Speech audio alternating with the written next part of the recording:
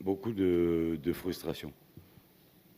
Tout le monde me parle de 10 contre 11, mais avant, en première mi-temps, on était bien dans le match.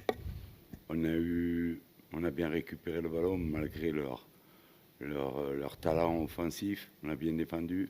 Et on a eu les 3-4 situations de contre où on doit mieux maîtriser ou être plus efficace.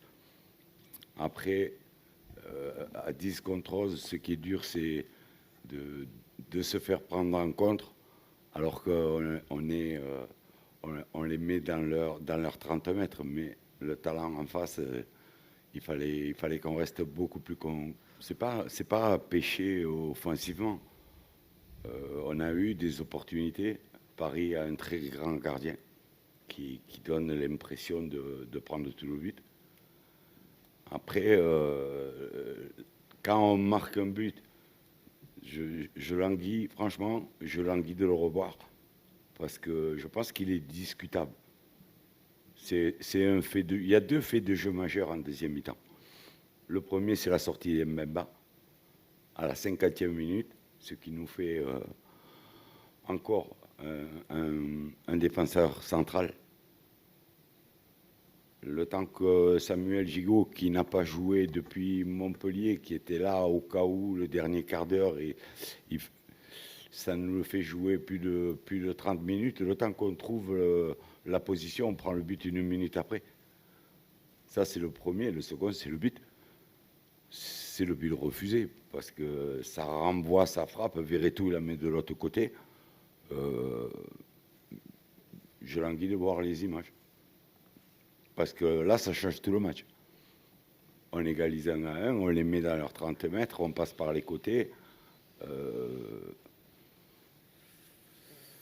pense que c'est 15-20 minutes où on pouvait le gagner. C'est pour ça que c'est la frustration. Je vais en parler maintenant. Avant le match, j'ai pas voulu me retrancher derrière des blessures, mais la trêve internationale a été terrible. Jonathan Klaus qui se fait mal au bout de 10 minutes avec l'équipe de France, Isma Sarr qui se claque avec le Sénégal. On avait 4 joueurs qui étaient en reprise, et donc on a passé cette semaine à les remplir petit à petit et faire un essai ce matin pour savoir s'ils pouvaient débuter. Gigot s'est fait infiltrer à l'épaule pour se donner plus de chances de finir le match. Balerdi, pareil. Tout est dans les centraux. Tout est derrière. Donc Jonathan Klaus, Samuel Gigot, Balerdi. Et si Mbemba, si les examens sont litigieux, ça va être encore un casse-tête chinois pour les échéances. Si on reste dans l'état d'esprit, là j'ai vu des joueurs battus, fatigués, parce qu'ils ont tout donné. Le public s'y est pas trompé. Il nous a encouragé tout le match, il a vu qu'on a essayé. Si on a cet état d'esprit, on va faire une bonne fin de saison. Pour vous dire la vérité,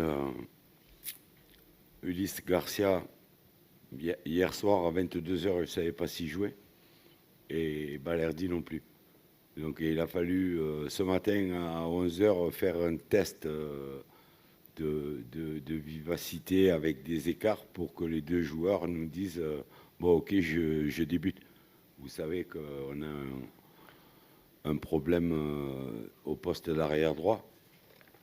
Jonathan Klaus s'est blessé, Murillo est convalescent, donc il fallait encore inventer quelque chose. À partir du moment où c'était un droitier qui allait jouer normalement qui allait jouer à gauche, mettre un gaucher, c'était pas un coup de folie. On a des matchs magnifiques à jouer. Vendredi, on va à Lille, qui est l'équipe en forme du moment. Ensuite, on joue un quart de finale d'Europa League. Donc, c'est des bons matchs à jouer, comme ce soir. gardons cet état d'esprit, récupérons quelques joueurs et on va encore se régaler. Là, je continue à me gratter la tête. Pour le moment, c'est vrai que Ulysse n'est pas qualifié en Europa League. On va trouver une solution ou tactique ou déplacer un joueur sur le côté, mais on va d'abord attendre le diagnostic de Chancel Mbemba parce que c'est important.